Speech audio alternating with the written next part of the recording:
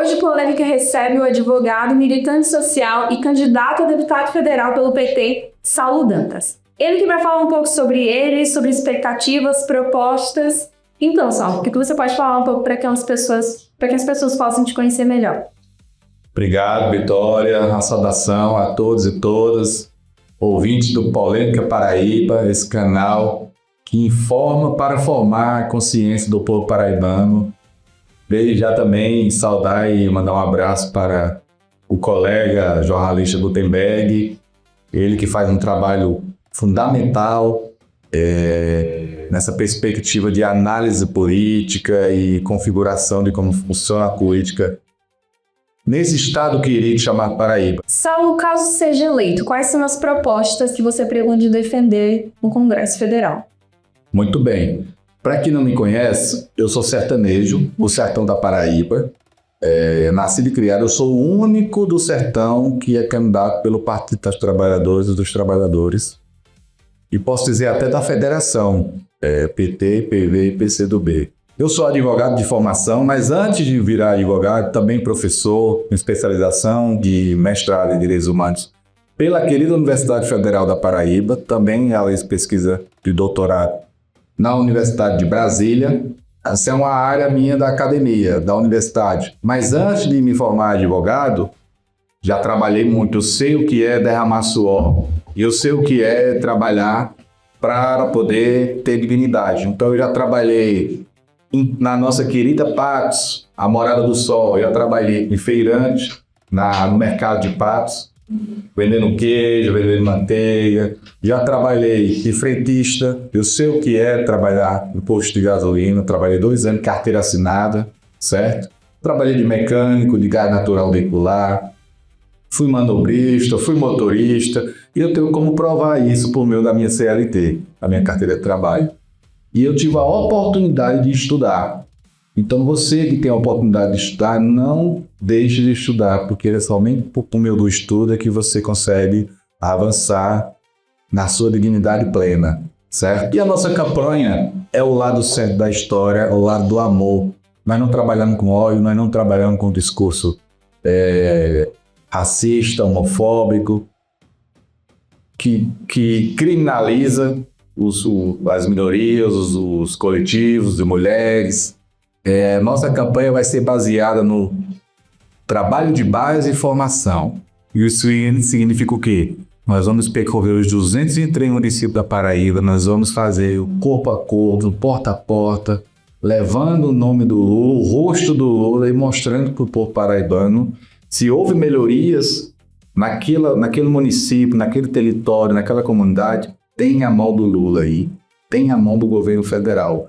Porque a gente sabe muito bem que de 2003 para cá, quando o Lula foi eleito a primeira vez, muitas políticas públicas sociais foram implementadas, algo que não existia na década de 90. Dizer também, Vitória, que para onde eu for, eu vou levar essa Constituição nessa campanha, nesses 49 dias de campanha, porque aqui é a materialização dos nossos direitos e deveres. Só que os direitos que estão aqui previstos, fundamentais, sociais e humanos, eles chegam até vocês por paraibanos. Vocês sentem e tocam esses direitos por meio das políticas públicas, que é dever de quem está no governo federal, no governo estadual e municipal implementar. E se eles não implementarem, está aqui um fiscal da lei das ilegalidades para fazer cumprir com a lei. Sobre uma das suas propostas, Saulo, que você vem defendendo assim veementemente em muitas entrevistas que você tem dado, é sobre o uso da regularização da cannabis para pequenos agricultores. Eu queria entender um pouco mais sobre essa proposta e como você pretende viabilizá-la mesmo. Tudo bem, doutor. A cannabis, paraibano, é uma planta medicinal. É uma planta medicinal que com ela se faz fitoterápico, medicamento, óleo, fumada, creme. E essa planta ela foi criminalizada por séculos. É a famosa maconha. A cannabis medicinal, o nome já diz tudo. É para fins medicinais, não é para fins recreativos e algo do tipo. Até porque a cannabis ela vai trazer para a nossa sociedade um benefício que é o cuidado da saúde. Hoje, já são milhares de famílias que fazem cuidado dos seus membros familiares por meio do uso da cannabis. Em 2011, o STF decidiu que era possível realizar a marcha da maconha no Brasil, certo? Até então era crime, era como se fosse considerado apologia às drogas e tudo mais. E logo após, várias famílias de mães atípicas começaram a conseguir a autorização da justiça para plantar cannabis, fazer o óleo e tratar aquele membro familiar com autismo, com epilepsia, com síndrome de Down, com várias questões, patologias de saúde, para poder haver essa melhoria na saúde. E aqui na Paraíba nós temos alguns precedentes, temos lá a Abrace, temos a Acaflor, são associações sem fins lucrativos. E lá no sertão da Paraíba, em 2022, nós criamos a Sebrapecan, que é o Centro Brasileiro de Pesquisa e Cultivo da Cannabis Medicinal. É uma entidade hoje com autorização judicial, pela Justiça Federal, reconhecida como utilidade pública pela Câmara de Vereadores de Paros, atende toda a Paraíba, mas também atende todas as regiões, as 5 regiões do Brasil. O óleo vai, seja pelos Correios, seja pela Companhia Azul. Atende os 6 biomas brasileiros, é a primeira cidade do Norte, Nordeste, do interior a conseguir essa autorização. E lá o espaço é um espaço de cultivo da cannabis de forma agroecológica, orgânica, sem veneno, até porque está fazendo medicamento, não vai colocar veneno na planta. E existe o espaço de laboratório para fazer o óleo e esse óleo ser repassado para as famílias associadas, que essas famílias fazem a doação e conseguem a aquisição. Só que aí nós queremos ampliar.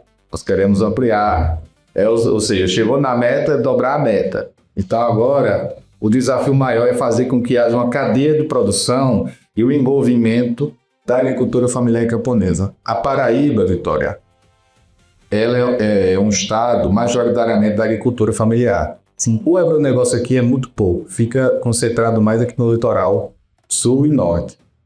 E já que a Paraíba já trabalha nessa perspectiva da agricultura familiar, produtos sem veneno, alimentando o povo paraibano, por que não fazer com que esses agricultores possam ter o direito a plantar cannabis, os seus lotes de reforma agrária, principalmente assentamento de reforma agrária? Por que assentamento se não áreas privadas particulares? Porque assentamento de reforma agrária, companheiro e companheira, são áreas da União. O assentado da reforma agrária recebe uma concessão de direito de uso para poder morar e cultivar e viver com dignidade no assentamento de reforma agrária. Então vai ter todo um equipamento de fiscalização em torno desse assentado. INCRA, que é o Instituto Nacional de Colonização e Reforma Agrária. Vai ter também a Embrapa, que é a Empresa Brasileira de Pesquisa e Assistência Técnica. Vamos ter também o envolvimento da própria Anvisa, a Agência de Vigilância Sanitária. Envolvimento do Ministério do Desenvolvimento Agrário, o RDA. Então, assim, eu estou citando alguns agentes federais. O governo do estado também pode participar, por meio da Gevisa. Então, a gente faz um trabalho de seguro com fiscalização estatal para que o assentado plante, cultive, e essa produção vai gerar renda, vai gerar trabalho. É mais uma fonte de renda e trabalho para quem você que está no campo, você que está no sítio, no quilombo, no território indígena, você que é ribeirinho, que é camponês. Lá no sertão a gente fala muito morador, poceiro, meieiro, enfim, você que é da zona rural, eu não estou incentivando aqui a já começar a plantar cannabis. Eu estou dizendo que nós vamos apresentar um projeto de lei na Câmara dos Deputados e Deputadas, e se aprovado for, vai contemplar os povos dos campos, das águas, das florestas, para fazer esse cultivo de forma consciente, equilibrada, organizada e que seja escoada para laboratórios credenciados pela Anvisa, associações, cooperativas, e todo mundo vai ganhar com isso. E chegando essa produção e esses óleos sendo confeccionados e feitos, passar para o SUS. E o SUS, quando o Sistema Único de Saúde, repassar para as famílias que precisam, por meio de prescrição médica. Então, percebam o envolvimento de vários agentes públicos, de vários entes estatais, mas principalmente tem duas frentes aí de pessoas que vão ser altamente beneficiadas por agricultura e as famílias que precisam no tratamento médico. E o meio disso é todos esses agentes, esses espaços estatais. E vamos sim, se eleito for, a gente vai estar apresentando esse projeto de lei, a gente espera passar esse projeto de lei. E quem mais vai ganhar é o povo da agricultura, é o povo que trabalha com esses olhos e necessita realizar esse salvamento de vidas, vamos dizer assim.